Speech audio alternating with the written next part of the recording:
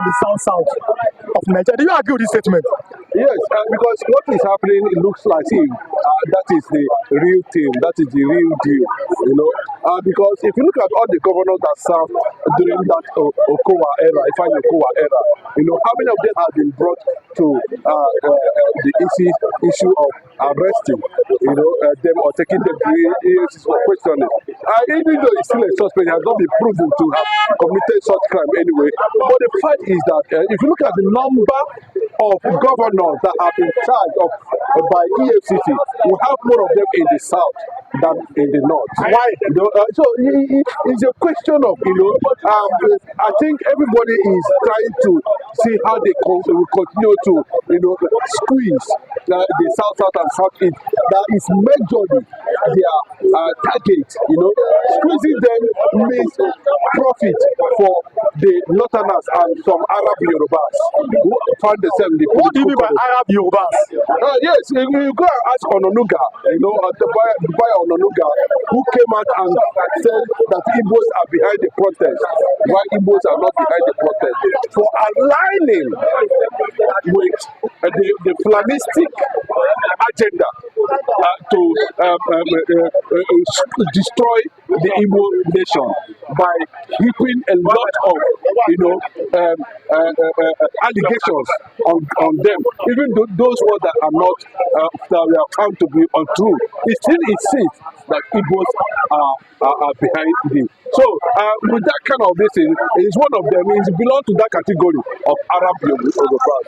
Those Arab Yorubas are the same people that denied the Igbo the opportunity to support 2023 for Igbo presidency. The same people, the Arab Yorubas. That's what I call them. I call them the Arab Yorubas, you know, because they align with the concept of Igbo marginalization, Igbo oppression and suppression. So that is just the real thing there, and that's the way it is now.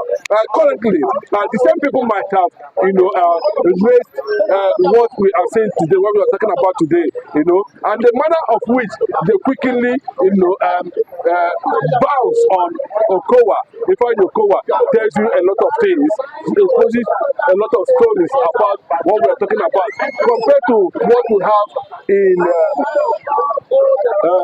during the days of Bello, when Bello was when they were looking for Bello upside down. How far did the Bello go?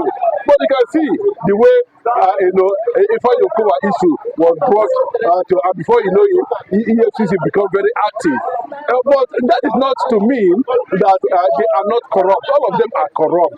You know, the person who is the National Security Advisor, we know his antecedents when he was EFCC chairman. We know what he said about this Bola Tinubu today. We know what he said about Ojiso Okalo and the rest of them, you know, who looted their respective states to a bleeding point. So I'm not surprised. They keep on doing that, you know, keep on projecting that, keep on trying in all ramifications to weaken the Igbo resolve to stand, you know. But secondly, Okowa should face court and prove himself guilty. As simple as that. Let him face the court. She said, become a law. Let him go to court. If he is found guilty, he will face the consequences. Mr. Chinedu, these allegations that when EFCC were looking for former governor Rochas or Wende Okorocha, they have to climb his roof, find a way to get inside. EFCC is looking for Yahya Bello. Yahya Bello is still telling them, come to my state and everything. Is the north above the south? The north is not above the south, but the southern politicians make it look as if the north is above the south, because in everything they swallow it. In everything that's been thrown to them from the north, they swallow it. In every push, they fall. In every cough, they sneeze. In every wave, every storm, they collapse. So you can see, apart from the one that Bola Ahmed Tinubu is trying to stand up and say, no, this tax reform must work. I go back to National Assembly. If not, maybe let us see how that will play out. Whatever plays out, we'll know actually, whether Bola Ahmed Tinubu actually mean what he's trying to achieve with tax reform. But if it doesn't, I'm telling you, the northern senators, the northern politicians will definitely shut it down. And you can see what happened at the assembly, where the southern senators were just looking like a moron, like Bolakijas, like people who have no direct representatives. There are people who are not there for service to protect their constituency. But you can see how the Northerners were backing, even to an extent, they organized the 19 states meeting. Do you understand what I'm saying? Look here, my friend, I'm talking to you. Yes, you understand? Yes, they organized 19 states, and they came up with something and begin to challenge, say, no, we are not going to do this, we are not going to do that. This is against the northern something, this is against this is against that. But Bola Ahmed Tinubu said, no, this is no go area. We must insist on getting this thing done. Whatever the process, let it follow the process of legislation. If not, if care not taken, the not, we'll still shut it down. That they always do.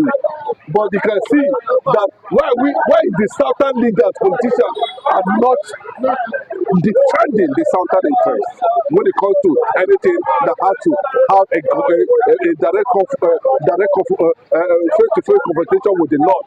They seem to back down. They seem to fall. They seem to collapse. They seem to throw in willfully. That is a wrong thing to do anyway. But we're still watching the development, seeing whether the South will actually rise up to an extent of pushing for the division of this country if the North continue to insist that they must always have their way.